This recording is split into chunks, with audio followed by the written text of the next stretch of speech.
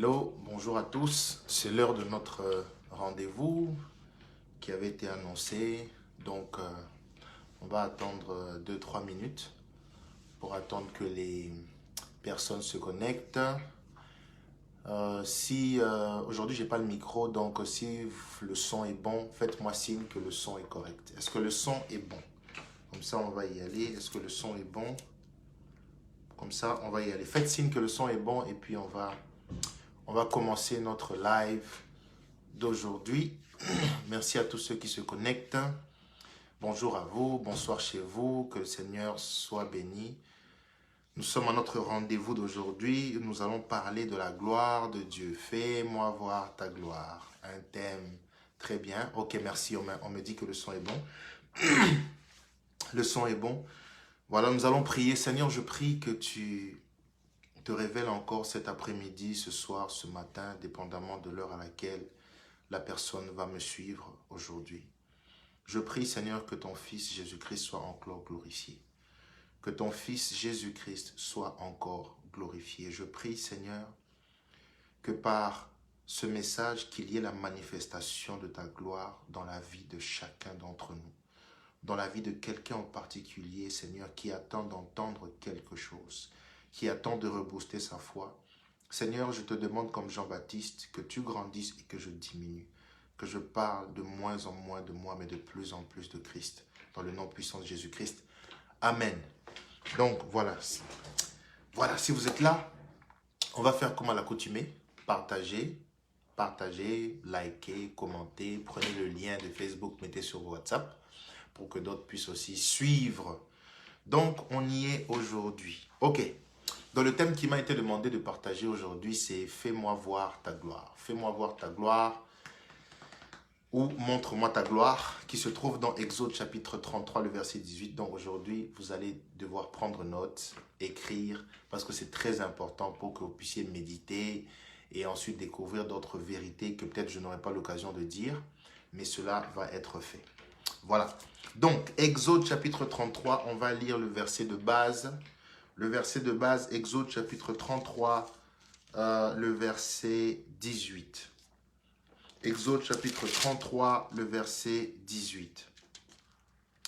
La Bible dit, c'est Moïse qui parle. Moïse dit, il dit à Dieu, « Fais-moi voir ta gloire ». C'est ça seulement ce passage. Ce passage dit simplement, Moïse dit, « Fais-moi voir ta gloire ».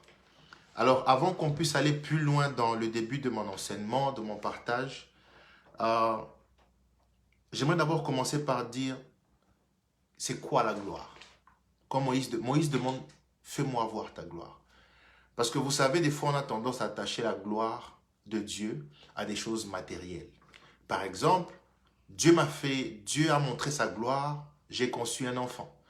Dieu a montré sa gloire, j'ai eu une promotion. Dieu a montré sa gloire, j'ai eu des affaires qui ont marché. Dieu a démontré sa gloire dans ma vie. J'ai vu la gloire de Dieu, j'ai vu la main de Dieu. Donc, on associe souvent ces choses à des choses que nous vivons, à des choses matérielles, ok? La gloire de Dieu. Mais lorsque je méditais et que j'étudiais ce thème avant de le partager avec vous, je me suis posé la question et je l'ai posée à ma femme. Je lui ai dit, mais comment arriver à parler de la gloire de Dieu et la dissocier des choses matérielles?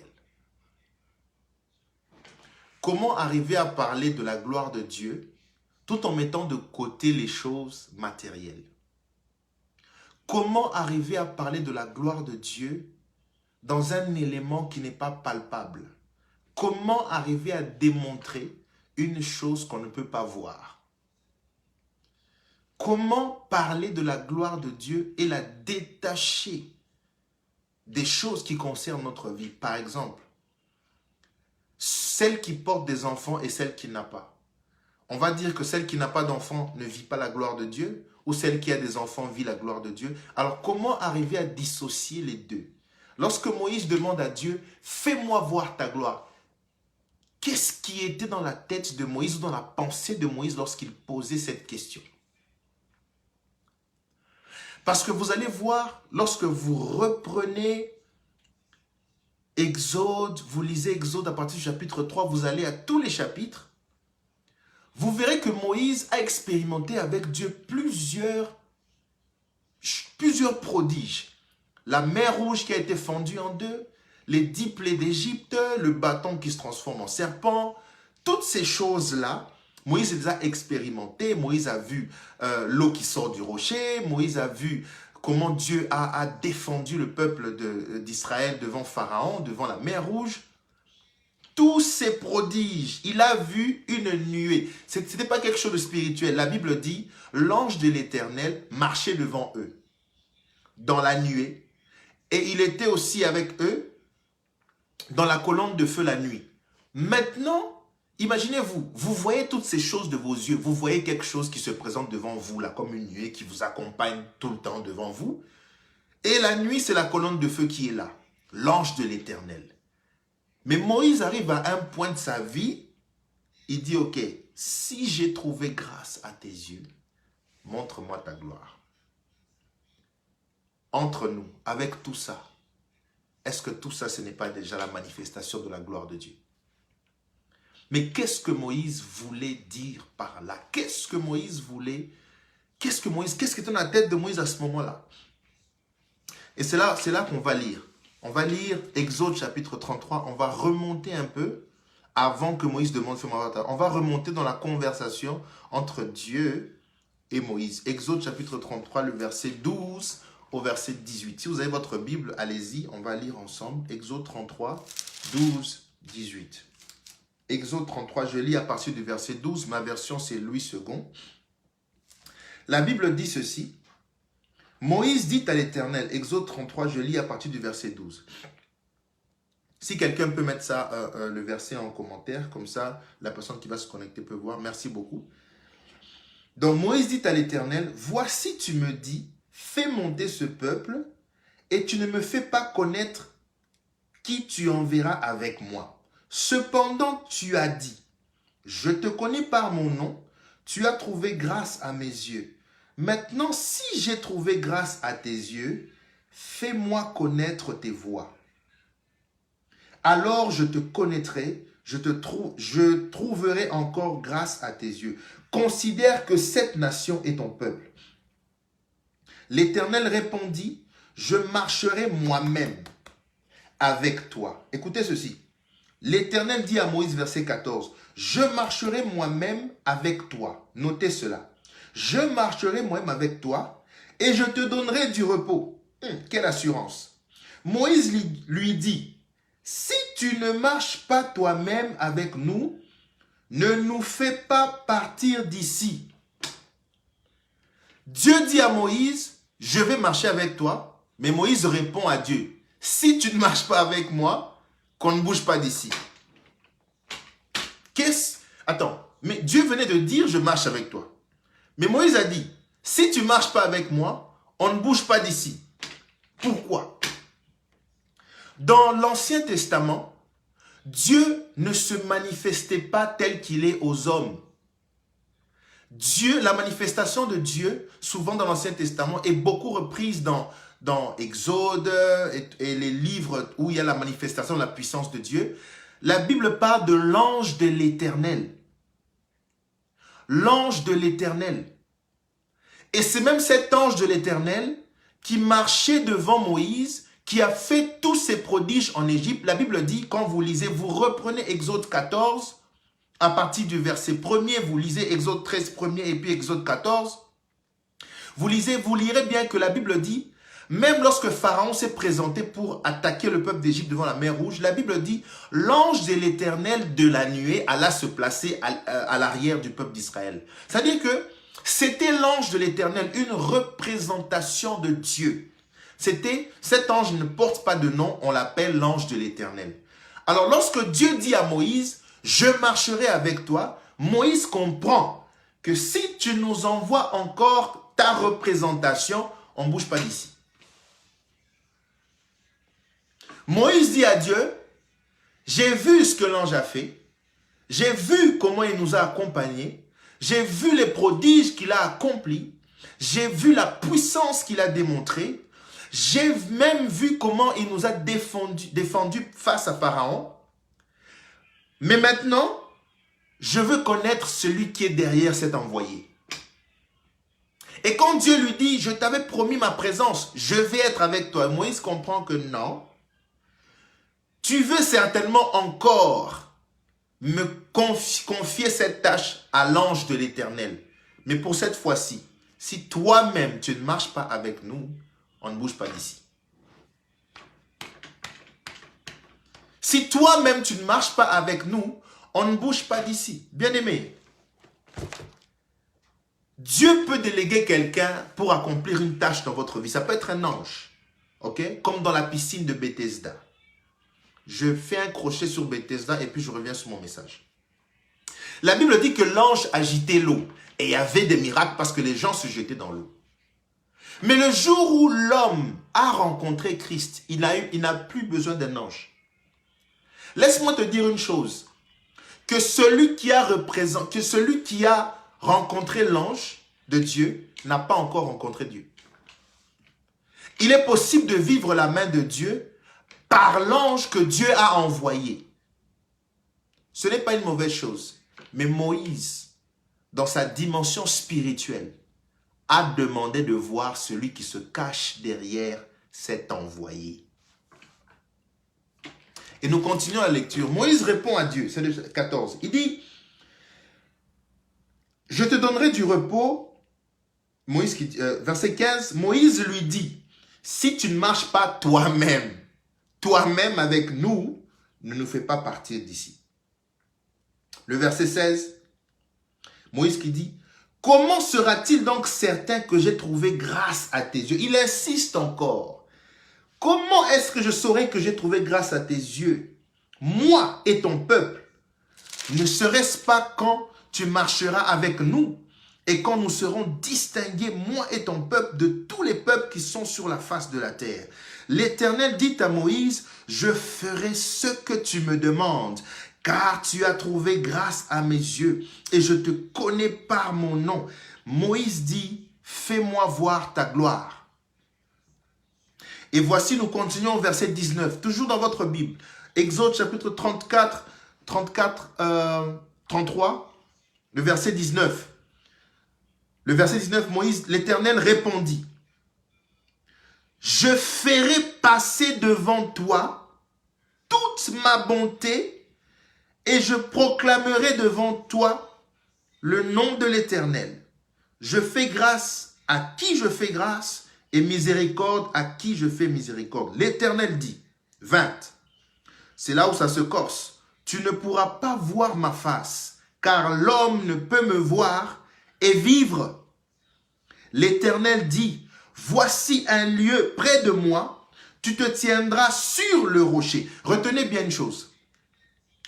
Le lieu, Dieu présente d'abord le rocher, il dit, voici un lieu près de moi. Ce n'est pas un lieu loin de moi. Retenez cet élément. Voici un lieu près de moi. 1. Il dit, voici un lieu près de moi. Verset 20. Tu te tiendras premièrement sur le rocher. La deuxième des choses, quand ma gloire passera, je te mettrai dans le rocher, dans le creux du rocher. Regardez les choses. Dieu dit, voici un lieu près de moi. Pour voir la gloire de Dieu, il faut se tenir près de Dieu. Ça, c'est la première condition. Tu ne peux pas réclamer la gloire de Dieu et vivre une vie loin de Dieu. Non. Dieu dit à Moïse, voici le rocher qui est près de moi. Tiens-toi devant ce qui est près de moi. C'est-à-dire, tiens-toi près de moi. Mais tiens-toi sur le rocher. Mais lorsque la gloire va passer, il dit, pas toi, mais moi Dieu, je vais te mettre dans le creux du rocher. C'est là où ça devient intéressant. Moïse demande une chose, mais Dieu lui dit, pour expérimenter cette chose, tiens-toi près de moi. Et j'aimerais dire à quelqu'un, pour expérimenter la gloire de Dieu dans ta vie, tu n'as d'autre position que de te tenir là où Dieu est, près de Dieu. Tu ne peux pas demander de vivre la main de Dieu, la gloire de Dieu, la magnificence de sa présence si tu ne te tiens pas d'abord dans ta relation près de Dieu. Ça, c'est important. Il faut d'abord être près de Dieu. Pose-toi la question, es-tu près de Dieu? Es-tu près de Dieu? Es-tu près de Dieu? Et la Bible ajoute encore en disant, sois d'abord près de moi. Première condition. Deuxième condition, tiens-toi sur le rocher. Mais lorsque ma gloire va passer, pour que tu ne sois pas frappé de mort, moi Dieu, ce n'est plus à ce niveau-là, ce n'est plus toi qui fais l'effort. J'ai toujours l'habitude de dire, lorsqu'on est en proximité avec Dieu, lorsqu'on est en intimité avec Dieu, il y a des efforts que l'on ne fait plus, des efforts de sainteté, car la toute présence de Dieu nous affecte et nous continuons et nous commençons à lui ressembler de plus en plus, sans faire d'efforts. C'est pourquoi lorsque la gloire va passer, parce que tu es près de Dieu, ce n'est pas à toi de te cacher dans le rocher. Dieu dit à Moïse, je vais te cacher. Je vais te cacher. Je vais te cacher. Pour arriver à supporter la gloire de Dieu, seul Dieu sait dans quelle position il va te mettre. Mais toi, tu as juste une chose à faire, te tenir près de Dieu. Vous voyez ce que implique des fois certaines demandes qu'on fait à Dieu. Certaines choses que nous demandons à Dieu impliquent notre participation à nous. Moïse a fait simplement une demande, mais regardez les choses que Dieu lui donne comme principe pour pouvoir avoir ce qu'il a demandé. C'est pourquoi on ne s'approche pas de Dieu de la manière dont nous on veut. On s'approche de Dieu comme lui il veut. Et j'aimerais d'abord parler de la gloire. Qu'est-ce que la gloire? La gloire, en hébreu, veut dire kabod. Vous voyez kabod, K-B-O. Des fois, certains écrivent K-B-O-D. En hébreu, ça s'écrit K-B-O-W-D. Kabod signifie splendeur. Kabod signifie une gloire pesante. Quelque chose qui est lourd. Kabod signifie le poids de la gloire. C'est quelque chose qui pèse. Et ce mot lourd ou pesant n'était utilisé que par les Hébreux uniquement pour parler des œuvres ou de la gloire de Dieu. Si par exemple vous voulez dire qu'une voiture pèse ou un objet pèse, ils avaient un autre mot, pas kabod. Kabod signifie lourd, pesant, mais lorsqu'il s'agissait de parler de la gloire de Dieu, c'est le seul mot qu'on utilisait. Alors lorsque la gloire de Dieu descend, la gloire de Dieu qui est pesante, la gloire de Dieu qui est une splendeur, vient écraser le poids de nos péchés, vient écraser le poids de nos imperfections. Quand la gloire de Dieu descend, la Bible même dit, Dieu dit à Moïse, tu ne peux pas voir ma gloire et mourir, parce que la gloire va t'écraser. Cette kabod que tu désires est pesante. Si elle se repose sur toi, tu peux mourir. Mais j'ai la possibilité de te faire vivre quand ma gloire passera. Tu dois te cacher. Je vais te cacher dans le creux du rocher. Oh, j'aimerais dire à quelqu'un que les choses que tu demandes à Dieu, la gloire que tu veux expérimenter dans ta vie avec Dieu, a des principes. Et des principes établis par Dieu lui-même. Tu ne peux pas expérimenter la gloire de Dieu et vivre loin de Dieu, et vivre en dehors de Dieu. Non, Dieu te dira, je suis prêt à te montrer ma gloire, mais tu dois faire ceci, tu dois faire cela. Et pour certains d'entre nous, Dieu a même déjà établi des interdits. Fais-moi voir ta gloire. C'est comme je disais, comment parler de la gloire de Dieu et la dissocier des choses du commun des mortels. Comment parler de cette gloire? Où est passée la gloire de Dieu? Où est passée la gloire de Dieu? Je parlais avec un frère récemment, on s'envoyait des vidéos, des choses qui arrivent, des scandales dans l'église et tout ça. Alors il m'a dit une chose dans le message, il m'a dit, mais pourquoi l'église maintenant, c'est comme si l'église est foutue, l'église, les scandales. Alors en réfléchissant à ça, je tombe dans le passage où Dieu dit à Pierre, voici, je te donne les clés de l'église. Toi, tiens seulement les clés. Mais Jésus prononce deux paroles, il dit deux choses. Il dit premièrement, toi prends les clés. Et il dit, je vais bâtir cette église. C'est la responsabilité de Jésus que Jésus s'est donné lui-même, de bâtir son église. C'est-à-dire que l'homme n'en a pas les possibilités. Parce que si tu donnes à l'homme de bâtir une église, cette église ne va même pas subsister un jour. La deuxième des choses, Jésus dit, les portes de l'enfer ne prévaleront point contre elle, contre l'église. Prévaloir veut dire quoi? Veut dire prendre le dessus, veut dire dominer, veut dire prendre de l'ascendance. Mais Jésus dit ceci. Jésus a dit, les portes de l'enfer ne vont jamais dominer l'église. C'est une chose qui ne peut pas changer. Et moi, j'ai répondu à cet ami, je lui ai dit, l'église n'est pas faible parce que Jésus bâtit son église et Jésus a dit que l'enfer ne peut jamais dominer sur l'église. Mais c'est nous qui sommes faibles. Et c'est pourquoi la gloire de Dieu ne se manifeste pas. Parce que c'est nous qui sommes loin de Dieu, c'est nous qui sommes dans l'église qui amenons les scandales. L'église ne prêche pas la haine, mais c'est nous qui apportons des messages de haine et de division dans l'église. L'église n'est pas malade parce que Christ prend soin de son église. C'est nous qui sommes devenus des hommes malades, des hommes vivant constamment dans le péché parce que Christ avait déjà déclaré et cette parole ne peut pas être contredite, quoiqu'étant des scandales. Parce que l'église en soi ne crée pas un scandale, c'est nous qui apportons les scandales dans l'église. C'est pourquoi la gloire de Dieu ne se manifeste pas. Pourquoi? Parce que nous qui avons notre part à jouer de nous tenir près de Dieu, près de ce rocher, nous ne sommes pas en train de jouer notre part. C'est pourquoi la gloire de Dieu ne se manifeste pas. L'église n'est pas faible. Je parle et je répète, Jésus a dit, je vais bâtir.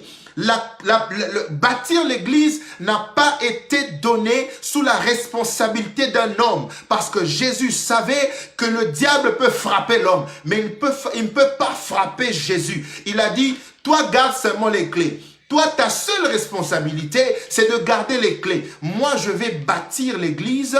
Moi, je te déclare que les portes de l'enfer ne peuvent rien faire contre l'église. L'église aura toujours la suprématie contre l'enfer, contre les œuvres des ténèbres, contre les œuvres de l'ennemi. Mais pourquoi aujourd'hui on a l'impression que c'est l'inverse? Ce n'est pas que l'église a failli, c'est nous qui avons failli. Et c'est pourquoi la gloire de Dieu ne se manifeste pas. C'est pourquoi quand nous demandons la gloire de Dieu, Dieu dit, je suis disposé, mais est-ce que tu es prêt de ce rocher qui est près de moi?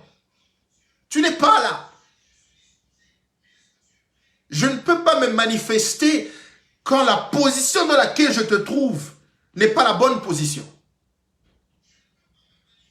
Seigneur, montre-moi ta gloire. Seigneur, montre-moi ta gloire. Avant de demander cette gloire, check yourself.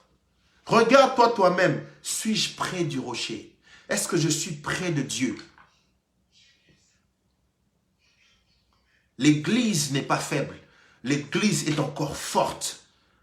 Parce que Jésus avait déjà déclaré cette parole. Et elle ne peut pas être contredite. Bien aimé, si c'était un homme qui avait dit cette parole dans la Bible, je pouvais prendre ça avec un peu de...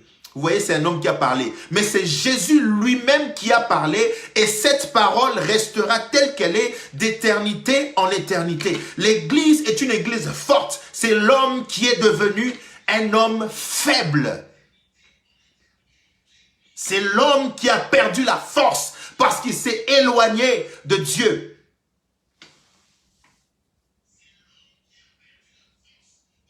Parce qu'il s'est éloigné de Dieu. Mais j'ai une bonne nouvelle aujourd'hui. J'ai une très bonne nouvelle pour vous. Il est encore possible de vivre la gloire. il est encore très possible de vivre cette gloire. Il est possible de vivre cette gloire. Allez avec moi dans Jean chapitre 17, le verset 22. Jean chapitre 17, le verset 22.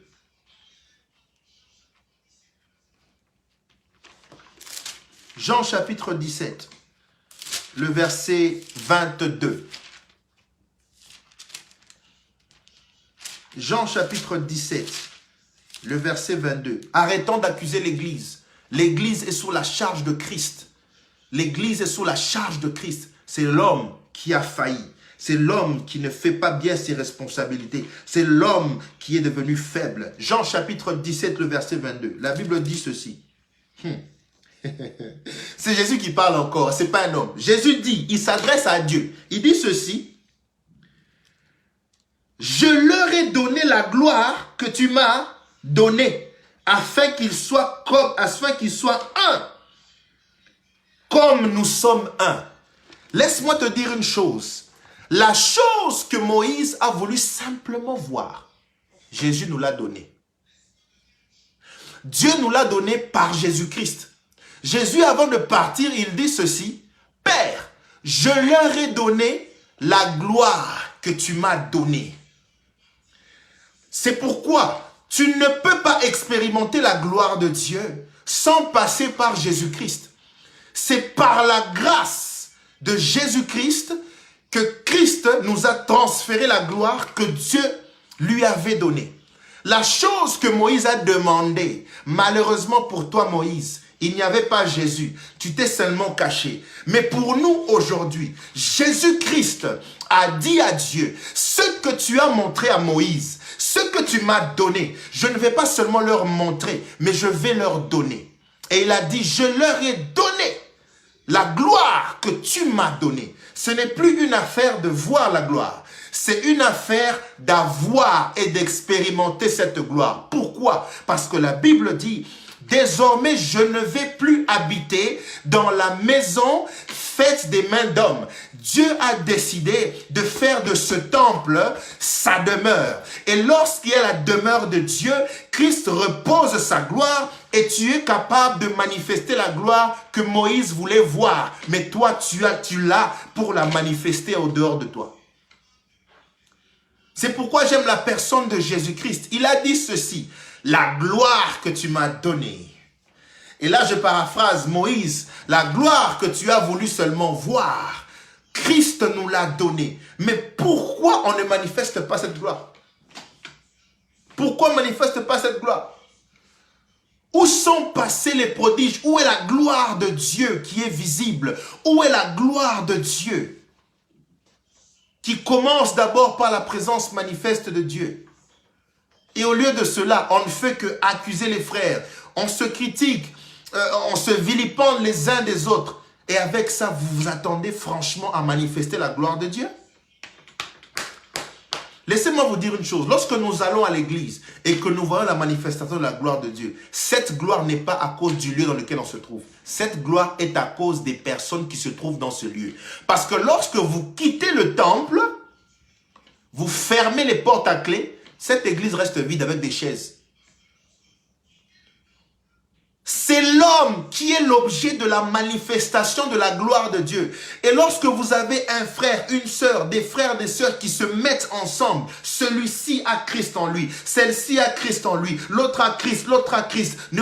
Mais vous attendez à voir quoi? C'est la gloire de Dieu qui va se manifester. Mais qu'est-ce que nous faisons aujourd'hui? Nous critiquons les enseignements, nous critiquons, nous sommes vexés, nous sommes cela. Et nous prêchons des messages de haine, des messages de division. Et avec cela, nous attendons à voir la gloire de Dieu.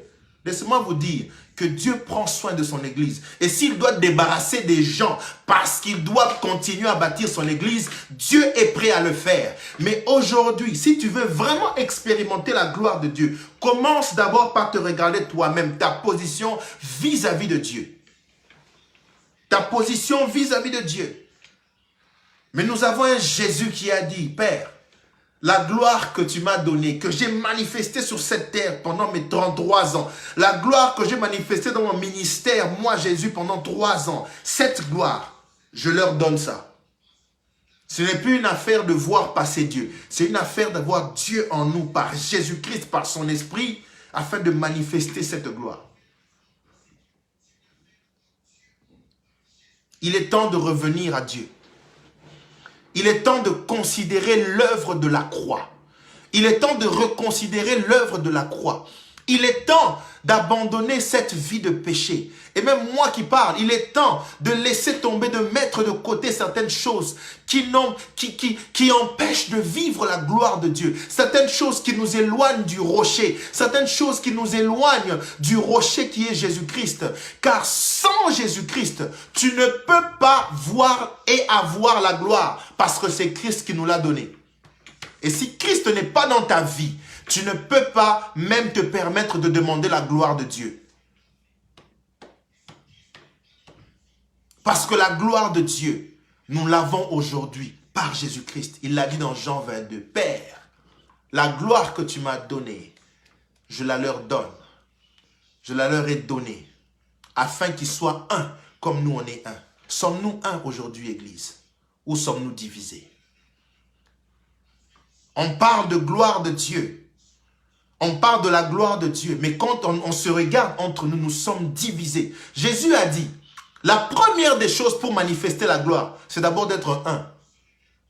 Jésus était un avec son Père et avec l'Esprit. C'est pourquoi lorsque cette gloire s'est manifestée depuis la création, il y avait la présence du Père, la parole qui était Christ et il y avait le mouvement de l'Esprit. Lorsque les trois sont réunis, la gloire est au rendez-vous. Il dit, je leur donne la gloire, pas d'abord pour qu'ils fassent marcher les paralytiques, pas d'abord pour qu'ils disent des prophéties, pas d'abord pour qu'ils fassent pousser des bras, pas d'abord pour cela, pour manifester l'onction. Je leur donne ma gloire d'abord premièrement pour qu'ils soient un comme nous sommes un aussi. Aujourd'hui, Église, sommes-nous unis, sommes-nous un? Sommes-nous un? J'aimerais parler vraiment ouvertement aujourd'hui. Que chacun s'interpelle. Est-ce que nous sommes un? Est-ce que nous sommes unis? La gloire de Dieu ne se manifeste pas dans les divisions. La gloire de Dieu ne se manifeste pas dans les haines. La gloire de Dieu se manifeste dans l'unité du Père, du Fils et de l'Esprit. Il a dit, je leur donne ma gloire. Avant qu'ils manifestent les miracles, ils doivent se rassurer qu'ils sont un, comme Jésus est un, avec le Saint-Esprit et son Père.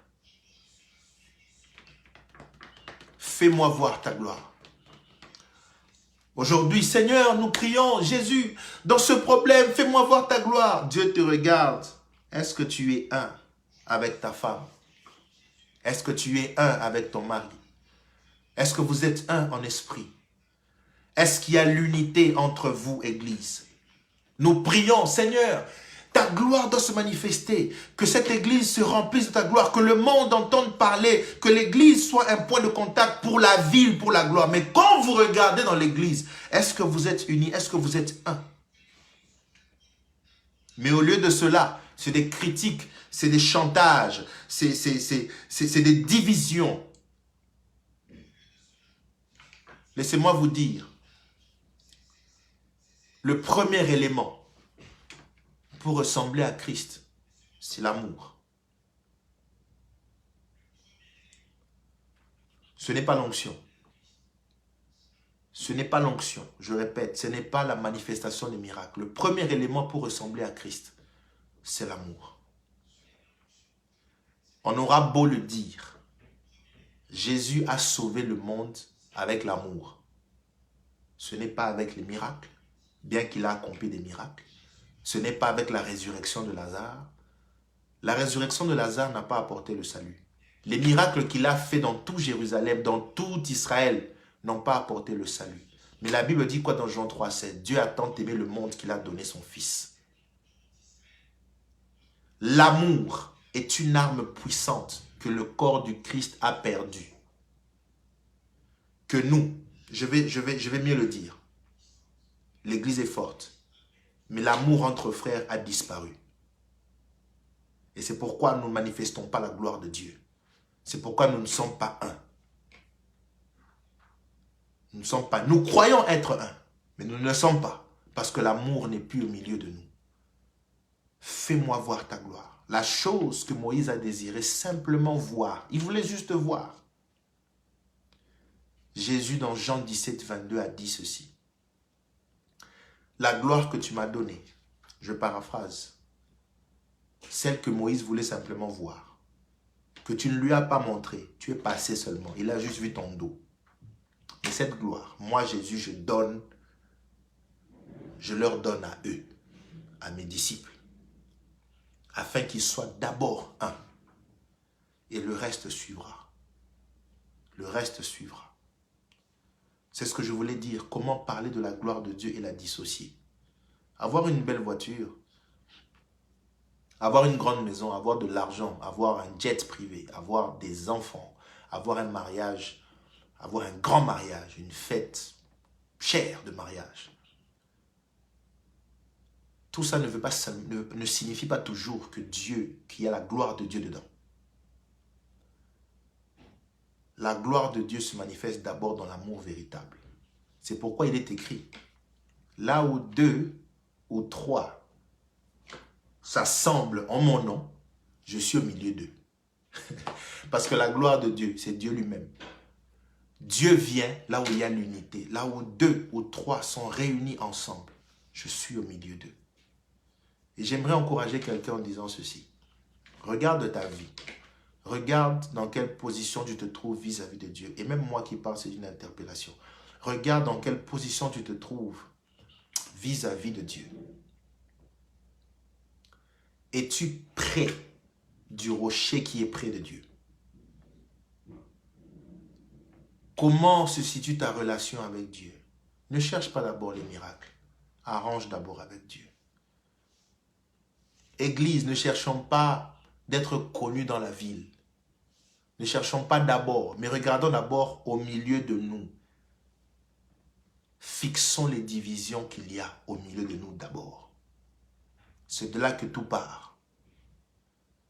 C'est alors que la gloire de Dieu peut se manifester et va même se manifester. Es-tu près du rocher? Es-tu près du rocher? Es-tu près du rocher? Es-tu près du rocher?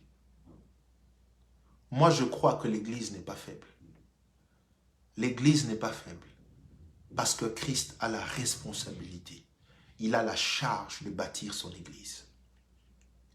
Et il a déjà informé le monde des ténèbres et toute l'armée de Satan que vous n'allez jamais gagner contre mon Église. Ce n'est pas ces scandales qui donnent la victoire à Satan. Ce n'est pas ces haines qui donnent la victoire à Satan. Jésus est toujours vainqueur. J'ai toujours l'habitude de dire, après tout ce que j'expérimente comme problème, comme difficulté, comme situation difficile, lorsque je ne trouve aucune solution, je vais simplement vérifier si Dieu est encore sur son trône. Et lorsque je constate qu'il est encore sur son trône, alors je me tais. J'aimerais nous dire que la position de Dieu n'a pas changé. C'est l'homme qui change de position. Tantôt il est près, tantôt il est loin. Tantôt il est avec Dieu, tantôt il n'est pas avec Dieu. Tantôt il aime son prochain, tantôt il n'aime pas son prochain. C'est l'homme qui change. Mais Dieu est le même, hier, aujourd'hui, éternellement. Et c'est par Jésus-Christ que nous avons la gloire de Dieu. Que nous avons la gloire de Dieu. Je n'aimerais pas parler encore plus longtemps pour dire des choses qui commencent à venir de moi. Non. Mais j'aimerais simplement finir en disant ceci. Là où tu es, toi qui suivras cette vidéo, arrange avec ton Jésus-Christ. Car c'est le seul, et il n'y en a pas d'autre, c'est le seul qui va remettre le niveau de la gloire de Dieu dans ta vie telle qu'elle était auparavant. C'est le seul qui va intercéder pour toi auprès de Dieu. C'est le seul qui est mort à la croix une fois pour toutes et personne d'autre ne mourra à la croix pour toi. C'est le seul.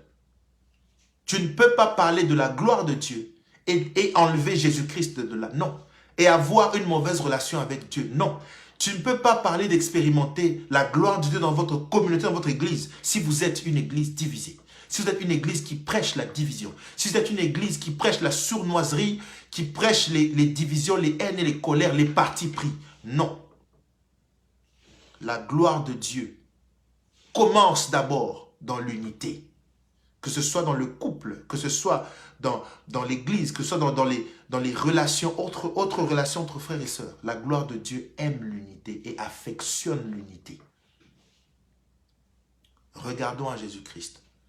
Pour nous qui sommes en vie, nous avons encore le temps de fixer des choses avec Jésus-Christ. Après ce live, si tu veux prendre un temps de prière, ne te gêne pas. Va prier à Dieu. Dis à Dieu, montre-moi là où je dois fixer. Car je veux expérimenter de nouveau une nouvelle dimension de ta gloire dans ma vie. Je veux expérimenter une gloire différente. Je veux expérimenter une nouvelle dimension de la gloire de Dieu dans ma vie. Je veux expérimenter ce que Christ m'a donné. Il a dit, je vous donne ma gloire. Mais pourquoi on ne la manifeste pas? Pourquoi j'ai une chose que Dieu m'a donnée, mais que je n'arrive pas à manifester? Pourquoi? Pourquoi mon foyer ne manifeste pas la gloire de Dieu? Pourquoi ma maison, mon couple ne manifeste pas la gloire de Dieu? Pourquoi, Seigneur Jésus-Christ?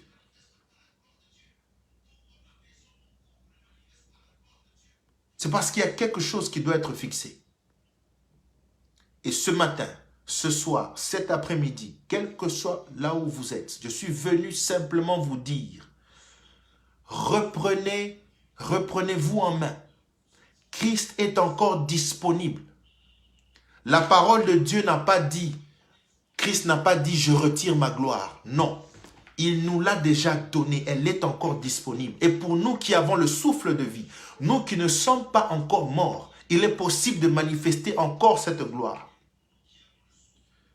Revenons à Jésus-Christ, j'insiste, revenons à Jésus-Christ, afin que la gloire de Dieu soit encore au rendez-vous. Moïse a eu son temps, nous avons notre temps, le temps de la grâce par Jésus-Christ. Et il est temps d'en profiter au maximum. D'en profiter au maximum. Que les malades soient guéris. Que les malades soient guéris, j'insiste encore. Que les malades soient guéris. Que toute personne qui avait des problèmes de dos, qui n'arrivait même pas à s'asseoir lorsqu'elle travaille, que ce mal de dos soit ôté dans le nom de Jésus-Christ. Que toute personne qui a une situation qui a tellement duré longtemps, ça fait 3 mois, ça fait 4 mois, ça fait 5 mois, que vous attendez que cette situation soit décantée. La gloire de Dieu va décanter cette situation. Que les malades soient guéris. Que les malades soient guéris. Il est temps d'expérimenter une autre dimension de la gloire de Dieu. Et je crois en ces choses dans le nom de Jésus-Christ.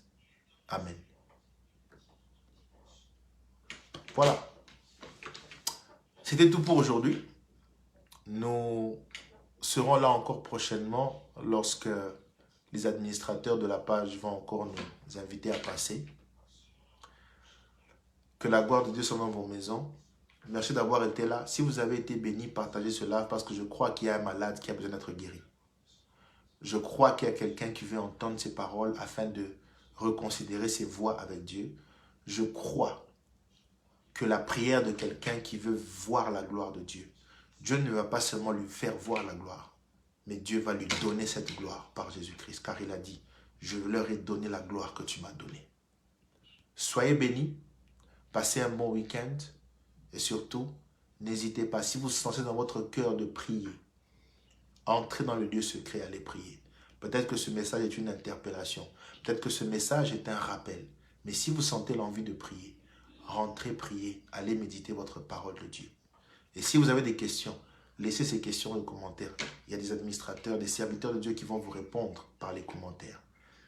Et la gloire de Dieu sera encore vécue dans nos vies. Jésus-Christ a tout accompli, right? Soyez bénis, c'était votre frère David Ilunga. On se verra à la prochaine.